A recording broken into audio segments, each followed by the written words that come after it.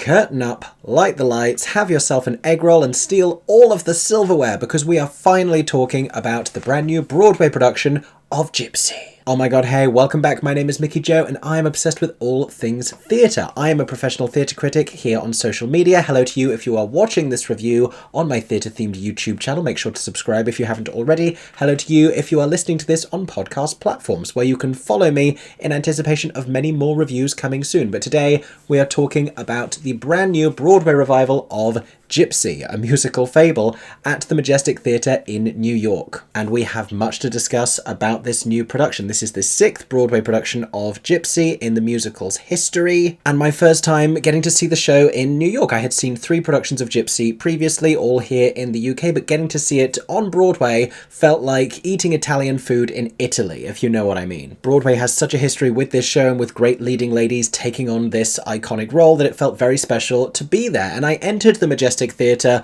last week to see this show with nothing but glee and enthusiasm. They were singing "May We Entertain You" and I was thinking, yes, you may.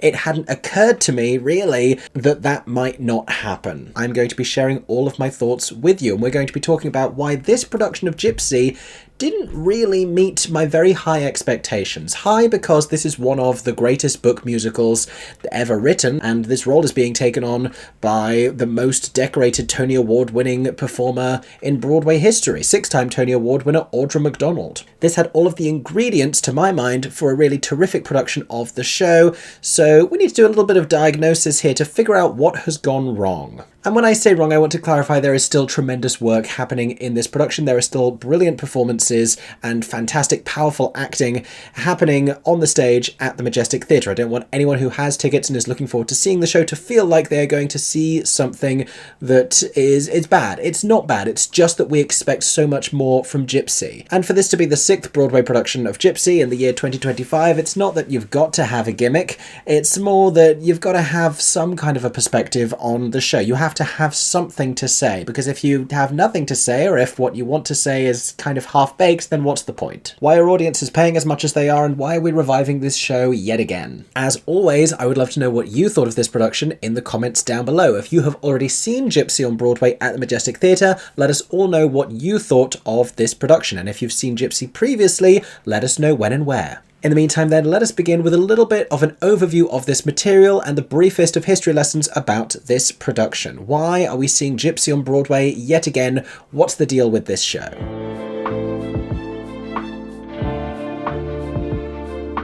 GYPSY, a Musical Fable, is the 1959 Broadway musical written by Arthur Laurents, who wrote the book, with a score composed by Jule Styne with lyrics by a young Stephen Sondheim. It is based on the 1957 memoirs of the famous burlesque performer Gypsy Rose Lee, and it follows her young life. It follows the musical, that is, follows her mother, a very domineering stage mother who is determined that her 2 daughters, Louise, who becomes Gypsy Rose Lee, and her discernibly more talented sister, June.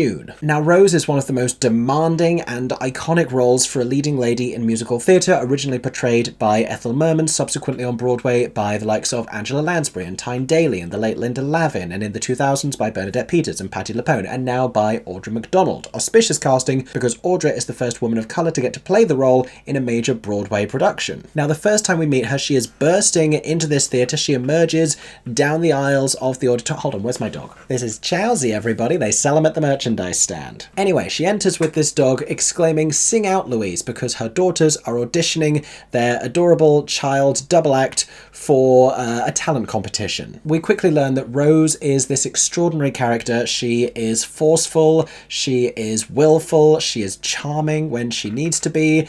In the best versions of this show, in this brilliant material, she undergoes something of a transformation.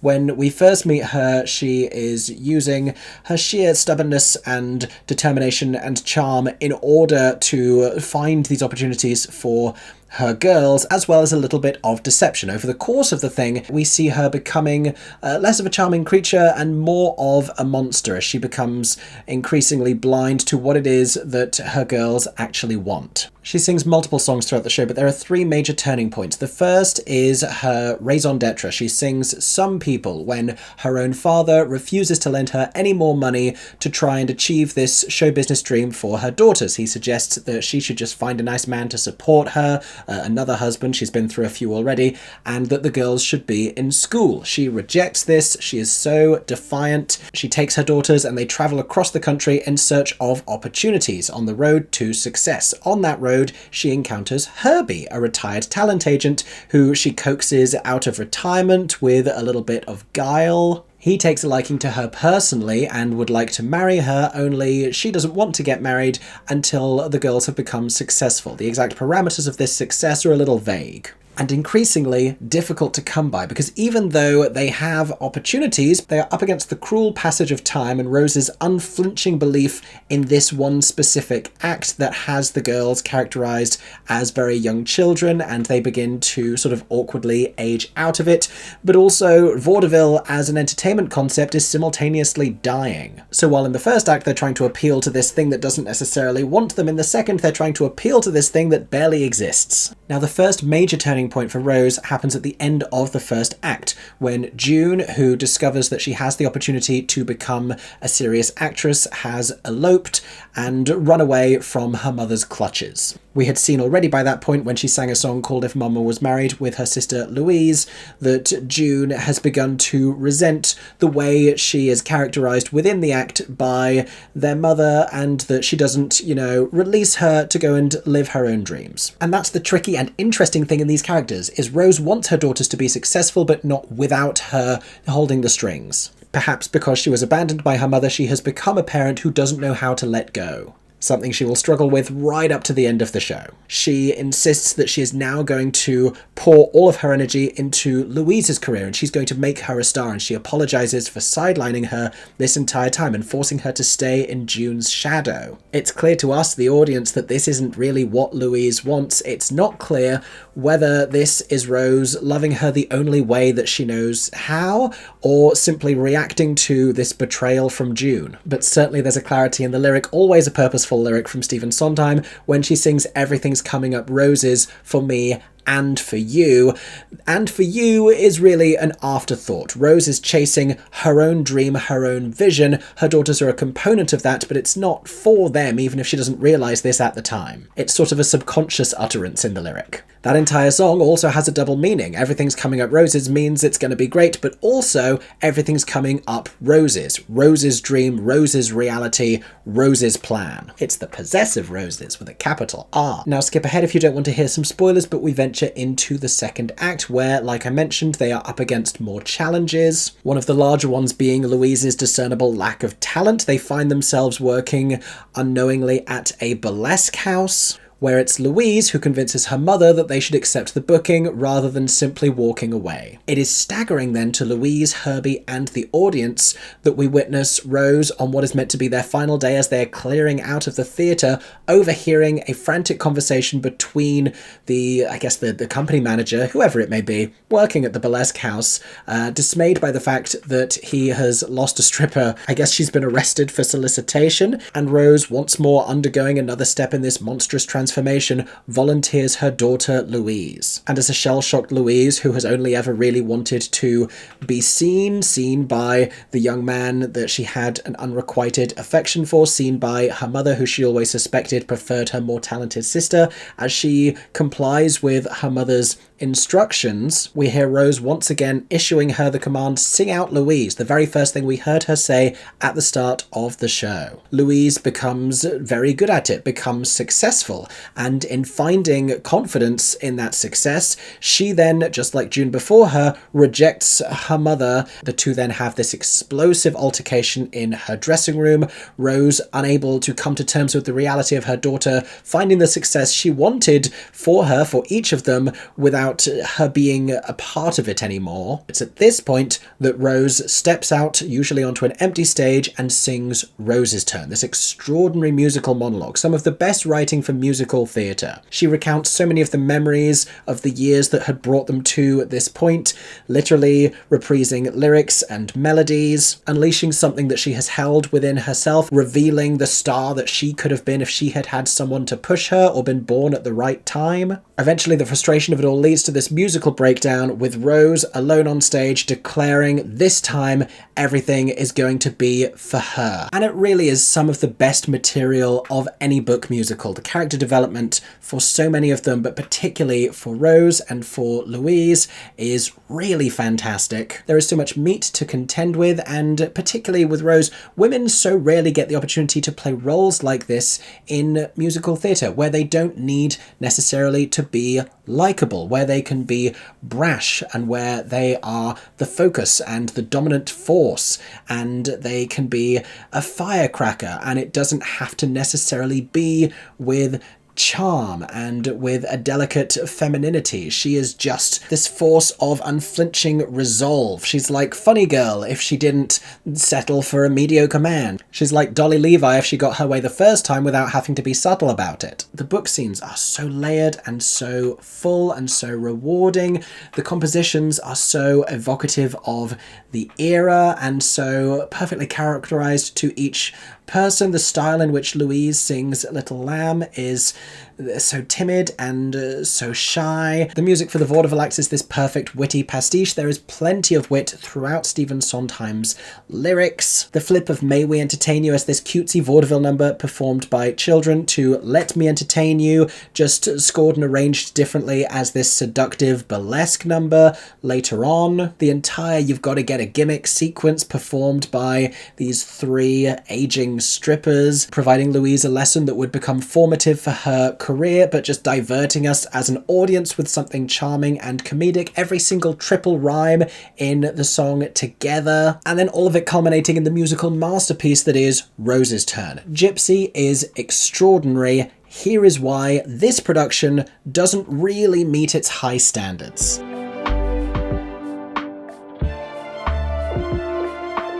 So let's talk first of all about Audra McDonald as Rose, because this is the hot topic of conversation. There have been naysayers about this casting since it was revealed, and I had been keeping the faith this entire time. I really felt strongly that even if it was going to be sung in a slightly different vocal register to one that we had heard before, that Audra is principally this compelling, brilliant actress, and that it would be this masterful portrayal of this iconic character. And to so many extents, it still is. I think it might be just a little overcooked. I think the way that we meet her Rose might be just a little too brash, too soon, a little too much force, and for this to be a character originated by Ethel Merman and played historically by the likes of Patti LuPone, that seems impossible to say, but I do think that we need a sense of this arc, that she should begin with this charm, and that she should be a person who we can understand at the beginning, and then we should lose her along the way. Like it basically is Abby Lee Miller and Dance Moms, but make it vaudeville the entire time, but she shouldn't feel like a monster to us quite as quickly as she does, because it also leaves her with nowhere to go. And I love the way that her Rose is characterized. I love what she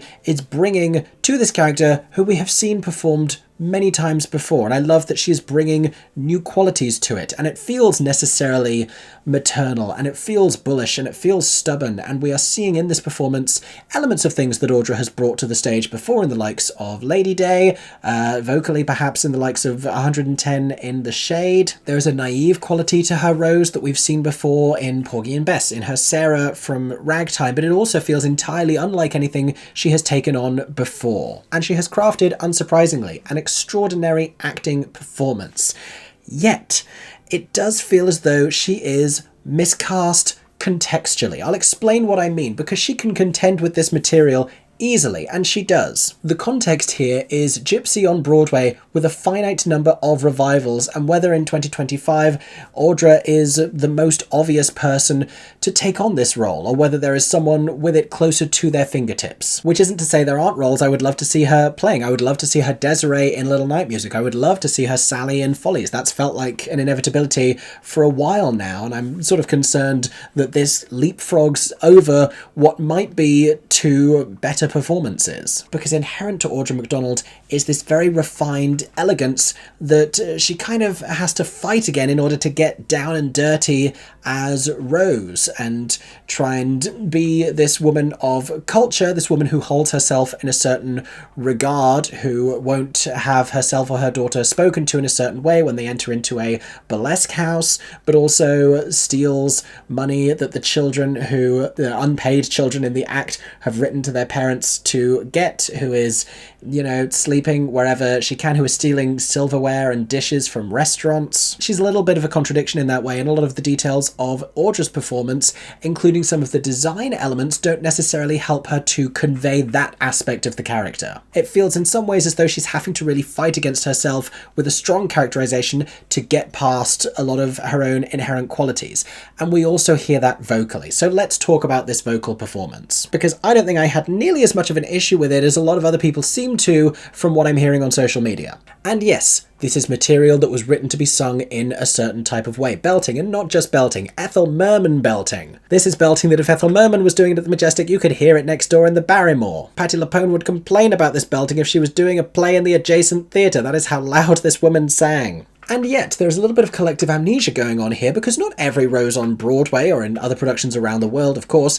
have always consistently sung it this way. Angela Lansbury would sing it a certain type of way, but Tyne Daly, as many people have pointed out in comments on my previous videos about this topic, did not bring that same kind of vocal force to it. Bernadette Peters also had a very different characterization of the character, and that came with a different type of a vocal performance. Patti LuPone, being the most recent Rose in Broadway history, is perhaps the best remembered, and that takes it back to this Ethel Merman style of singing. It's like with the Cabaret revival, Broadway seems to have a short memory and seems to think that that is the only way to do things. And I think Audra, who is an accomplished and brilliant soprano, manages to find a pretty great place to sing this score, and you know, she's still having to figure it out. She's still traversing this material. It's a little less hold your hats and hallelujah, mama's going to show it to you, and it's a little more mama's going to find her way to carefully navigate the exact key of this song, and there are going to be modulations in strange places that we try and hide but aren't very well hidden. Honestly, I think it might even make sense to just push the whole thing slightly higher and let her end on some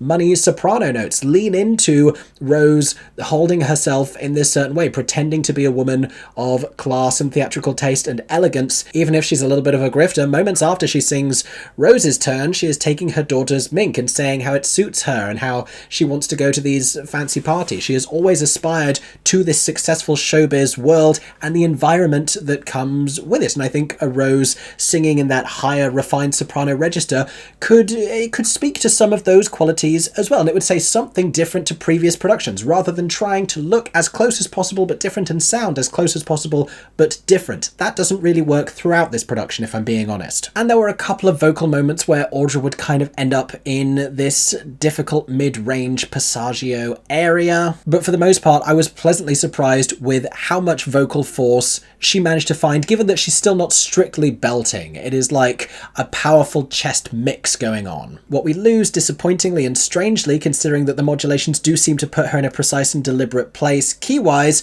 is some of the final notes. We end up in these songs, I think this happened in Rose's turn, and Everything's Coming Up Roses, where it's really only in the final few moments that we just back off a little bit in terms of power, which obviously should not be the case. But it's also so much more than just a vocal performance. I mean, this is like criticizing Michelangelo for his brushstrokes. Like, there is so much more to the performance that she is giving on stage. Principally, it's an extraordinary acting performance that happens to be sung a certain way. And if we're having this conversation about Audra as Rose and the chest voice versus the head voice, then we have to talk about the fact that within the musical theatre canon, there are not enough roles written for sopranos who aren't young ingenues. So many of the roles in musical theatre which are meant to be sung that way are young women in their 20s who don't have much character development beyond instantly falling in love. Your Julie Jordans, your Christine Dyes, your Joannas in Sweeney Todd. There are so many more of these. Cassette in Les Miserables, Maria in West Side Story. We need for there to be more roles for sopranos to play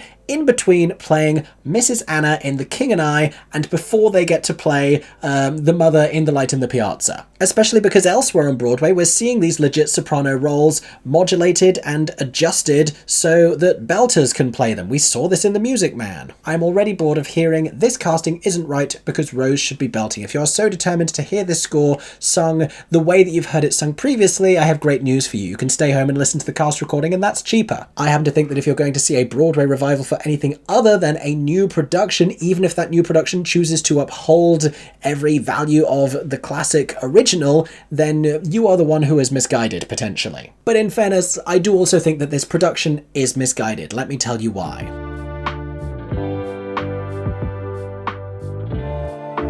Now, I'm sorry to say it because I think he's an extraordinary creative, but I do feel I have to lay a lot of the blame here at the feet of director George C. Wolfe, because we get off on the wrong foot on this show and then we stay on the wrong foot for a considerable amount of time. These problems begin with the overture, for which, if I'm being honest, the house lights really ought to fully dim because it's one of the greatest overtures ever written for musical theatre, as many of us know. But that's not my issue here. My issue here is that there is a moment where we usually hear a slide whistle, and in this orchestration, we're not hearing a slide whistle. And I know I just said if you want to hear everything sounding exactly the same, you should stay home and listen to the cast recording, and I know it's deeply ironic that I'm pointing this out, but I do think that that is evocative of a misunderstanding of this show and of this material. And throughout the rest of the show, we experience pacing problems, in particular during Louise's transformative strip sequence, where we keep bringing in these curtains and having these moments of long drawn-out announcements with like half house lights up and nothing compelling happening on stage, and people just awkwardly shuffling, waiting for her to come out alone onto a bare stage in a slightly nicer dress. A huge proportion of the show's charm and comedy is gone, largely because Audra as Rose is playing something a little more stern and a little more biting. She enters with such a bullish energy in the first scene that we kind of just bulldoze through a lot of its wit, but also perhaps because she's such a fantastic actress, she's playing something a little more grounded. It's not as broad as we've seen in previous Gypsies, so when the strippers come in, when Lesli Margherita comes in first as Tessie Tura, it feels a little bit like we're having a stroke, because it's as if she received the direction, play this scene to the back of the balcony, and she thought to herself, what if this was Radio City Music Hall? And in many a production of Gypsy, that would work. The energy of all of these strippers would work, but it doesn't really work alongside this Rose. They also feel like remnants of a more classic version of the show, and this is the big problem here. This show doesn't seem to know whether it wants to be the classic Gypsy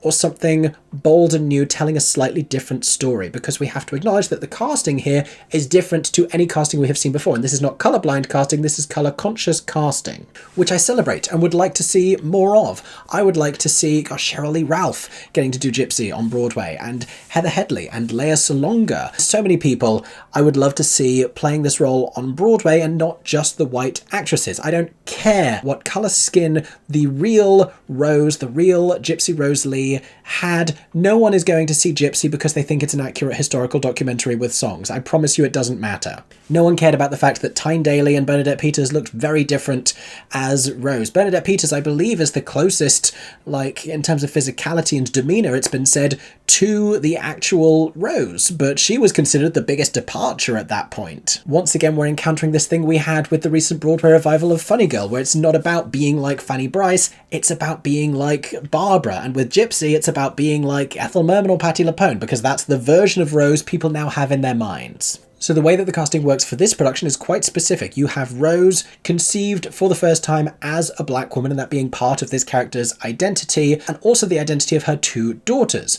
But there's also an aspect of colorism here, because June, who I'll remind you is the more talented, who is also the favourite, is a light-skinned woman of colour, and Louise has darker skin, tying into the preferential treatment that June receives, which I think is a clever idea, because the material does not afford us much room to make illustrations about racism within the show. There are moments that sort of hit and resonate a little differently because of the casting. I'll get onto those. But we can, with this, start to tell a little bit of a story about colorism within this family and within the entertainment world. It is June, after all, who is picked out of the act by Mr. Granziger as the one who could be successful. Now, the other moment that we encounter this is when Rose recruits a bunch of young boys to dance in the act, and these are young black boys who, when the act becomes a little bit more successful, she literally pushes off stage and replaces with older white boys, as we see this transformation as the two young performers playing her daughters are replaced by the adult performers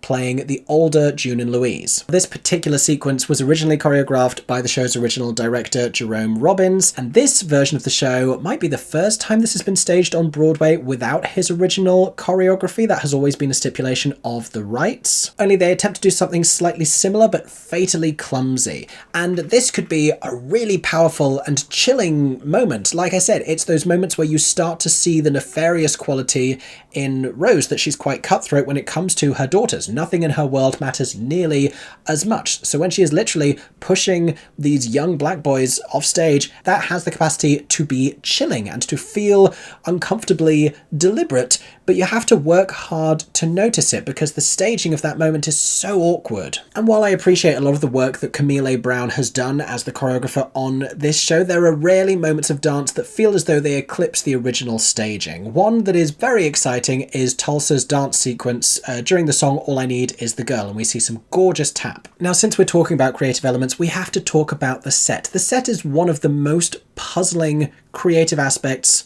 of this production. I like the costume design. The set design I find baffling. There are perhaps two good sets, literally two. One of them being Louise's dressing room when she has become a star and she is performing at Minsky's right at the end of the show. It looks a little bit like Santa's grotto with all of this red and this white, but it's a nice enough set piece. As is Mr. Granziger's office, the one in which they arrive for a meeting with him, but they leave when they find out he has gone back down to the stage because the man can't stand still when he's taking auditions, apparently. And June and Louise sing the song If Mama Was Married. That has some beautiful stained glass in the doorways. Almost every other set in this production looks inexcusably cheap, is bafflingly flat, as if they're getting ready to tour it non-equity tomorrow. We have a series of brick wall flats and costume rails and hanging clothes to cover gaps in this set that doesn't look nearly big enough to fill the beautifully renovated Majestic Theatre. What the hell is this production doing in this theatre specifically? There is a passerelle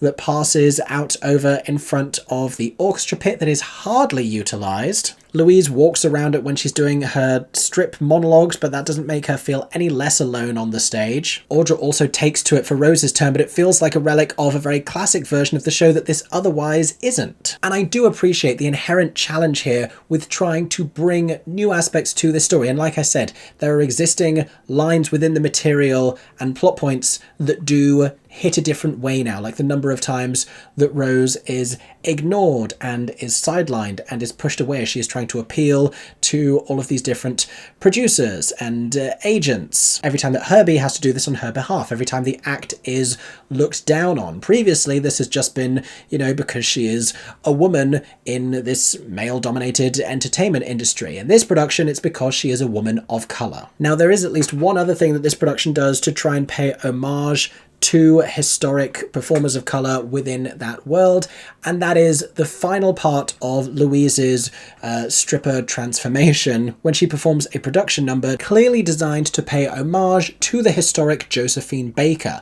And I actually like the idea of this choice. I don't mind fully transposing the history of it all and making it about this different historic black performer. This is also where Camille Brown's choreography, I think, really excels. All of which makes sense because they're getting to do something that aligns with the vision that they have for this show. But on so many other occasions, they are just fighting against the existing material and, struggling to find ways to marry their interpretation of it, this new approach to it, to the existing version. And I don't think it's impossible. I just think it takes a little more care than for whatever reason there has been in this instance. The problem with the Josephine Baker ending to the strip scene is that you have Louise dancing this full production number, and perhaps memory serves me wrongly here, and Louise has done this before, but it does sort of fly in the face of everything we've learned in the show thus far about her having admittedly quite little talent. Or at least when she finds out what she is good at, It's not dancing, otherwise she'd have been doing that with her sister the whole time. And there are other details about this production which gave me pause. Louise being given a very fake-looking sheep while they have real dogs.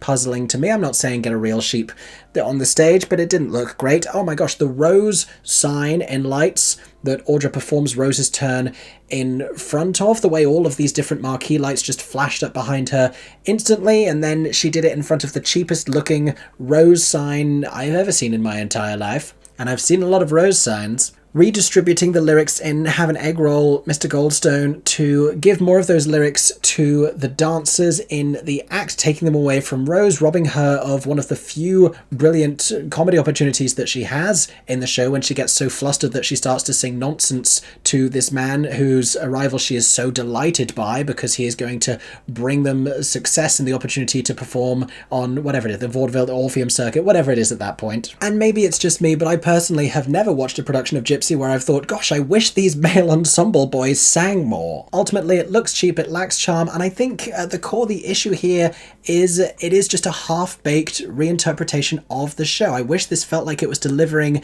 a fully realised vision. Part of the problem might be that the most recent Broadway revival in 2008, for which 3 of the leading performers all won Tony Awards, was such a perfect classic version of the show that this needed to be something truly individual and with a real perspective, and I just don't think it had that, which is a shame because I don't really think it's a production worthy of its cast. Speaking of its cast, we have discussed the leading lady, but let's talk about the rest of the performances.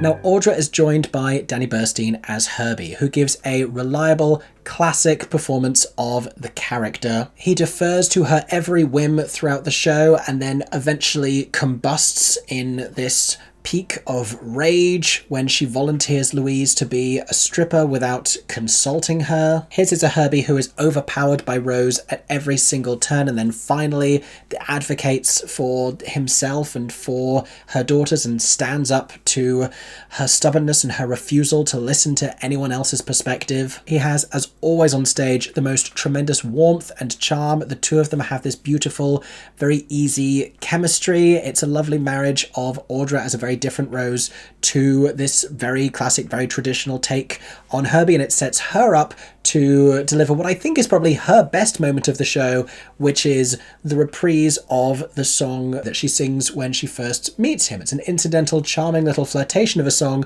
that she reprises sorrowfully as she still commits to getting Louise ready for the performance. She doesn't look back, but she, for a moment, experiences humanity and regret. Danny's hugely sympathetic turn helps her to get there and delivers probably one of the standout moments of this production. The other is the final altercation between Rose and Louise. This really well played, and this is where we feel a lot more of the infusion of the characteristics of this production, casting it with black actresses in both of these roles. As this Rose is berating her daughter for the way that she now lives among the success that she worked so hard to give her, when she's saying things like, I know they're laughing at me, but I laugh at me first, and she's saying that she doesn't really belong in these surroundings. It all feels newly loaded, like many of the other lines that have come before it. However, when it comes to Louise, it also feels like too little, too late, because not only does Rose not really have a satisfying arc, Louise has no arc whatsoever. As in Someone Called Noah, because all of these animals are about to drown. And normally, Louise has one of the most satisfying transformations in musical theatre. She goes from this very meek and shy young girl into this confident star, and that transformation has to feel earned and gradual. We get the moment where she sees herself for the first time and remarks that she suddenly feels pretty and she suddenly sees herself as pretty, to her enormous surprise. An early indication that she is going to eventually find a way to be comfortable with the life that her mother has just thrust her into by saying, yeah, she'll be a stripper, go for it. But so many of the poignant moments that we are meant to find with her beforehand, when she is singing Little Lamb, they are just delivered and they are not explored. Louise in this production and disappointingly feels like an utterly lost character. And it's at this point I should share I did not see Joy Woods performing in this role. I saw a terrific understudy in the role, Chanel Bailey, who I thought did a fantastic job. Brilliant singing, brilliant dancing, but particularly brilliant acting, especially that final scene with Audra. I thought that was magnificently played, but I do feel that this production lets down Louise considerably. And it doesn't empower her to be a force to stand up against her mother in that final scene. Like, the actress can rise up in defiance and they can go toe-to-toe with each other, but she's not armed with the ammunition of the pain that we have experienced with Louise throughout the show. We haven't been allowed to feel that with her, so she just feels like a stubborn, ungrateful child. On the other hand, you have Jordan Tyson, another alumnus of The Notebook with Joy Woods, playing June and giving the best June performance I have ever seen. I have never left a production of GYPSY before and gone, wow, June stole the first act, but that is exactly what Jordan Tyson did here. It was so deliciously bratty and petulant and Shirley Temple-esque. The facial expressions, the ridiculous high-pitched vocal delivery, the feigned youth, the resentment when she's singing If Mama Was Married. It was so good. She was so funny. She made such bold, ridiculous choices. I loved her in this. I thought she was terrific. I thought, in fact, she gave the standout supporting performance in the show. Not to discredit the work of our three strippers in the second act, led by Lesli Margherita, who, as I already mentioned, is playing to the back row of Radio City Music Hall. If you're casting Lesli Margherita as one of the strippers in GYPSY, you know that's what you are getting, and she is delivering the assignment as she understands it, which, again, in a different production might make more sense. And she gets some laughs. I think she would get more if we had laughed more leading up to this moment, but it does come a little out of left field. Lily Thomas arrives as another very brash stripper, the one who bumps it with a trumpet. Mazeppa. Miss Mazeppa, that's the one. And she puts across the characterization, but it never, at this performance at least, got all the way to funny. Mylinda Hull, I thought, was very funny. And kudos to all involved for finding a way to make that light up Electra stripper outfit funny in a new way, because it's been done to death. And in fact, there are many more brilliantly talented performers on that stage. There are some brilliant child performers playing a whole handful of roles. There is an exceptionally large cast, probably much larger than the show needs to have, if I'm being honest. Shout out to Andrew Kober, who plays a handful of moments as different characters in this show with unparalleled dedication, and Kevin Solak, who has this dance solo as the character Tulsa. He's deeply charming, but he dances up a storm. It's another standout choreographic moment, just like in the Funny Girl revival, where all of a sudden we're seeing something that just works on its own terms and is just real, genuine star power and quality. It's a shame that for the remainder of the production, so many elements can't seem to align to deliver what I'm sure this cast could put together. And that's the frustrating thing about this. This should have been a great GYPSY. There is a great GYPSY to be had with these performers, with Audra McDonald as Rose. I don't think it's the wrong ingredients here. I just think it lacks vision, and that's really disappointing. That being said, this is obviously only my subjective opinion. It is still very possible, if you're planning to go and see this show, that you will enjoy it. There is still extraordinary quality on stage. Audra is still giving you an acting masterclass. She's still singing it beautifully. There are still winning, comedic, charming, supporting performances. It is still extraordinary first-rate material. Like, a substandard version of this show is still better than many other shows. That is the thing to remember here. I'm holding this to an exceptionally high standard. This ought to have been better than it was. It doesn't mean you're not going to have a great time at the theatre. And if you did, I would love to hear about it in the comments section down below. However you felt, I would love to hear about it in the comments. If you have already seen GYPSY at the Majestic, let us know what you thought about it. Do you agree or disagree with this review? And if you want to know what I thought about other recent Broadway and West End shows, make sure you are staying tuned for more reviews coming very soon, right here on my theatre-themed YouTube channel and on all podcast platforms. Make sure you're subscribed with the notifications turned on, or following me wherever you are hearing my voice. Thank you for listening to this review. I hope that everyone is staying safe and that you have a stagey day. For 10 more seconds, I'm Mickey Joe Theatre. Oh my god, hey, thanks for watching, have a stagey day. Subscribe!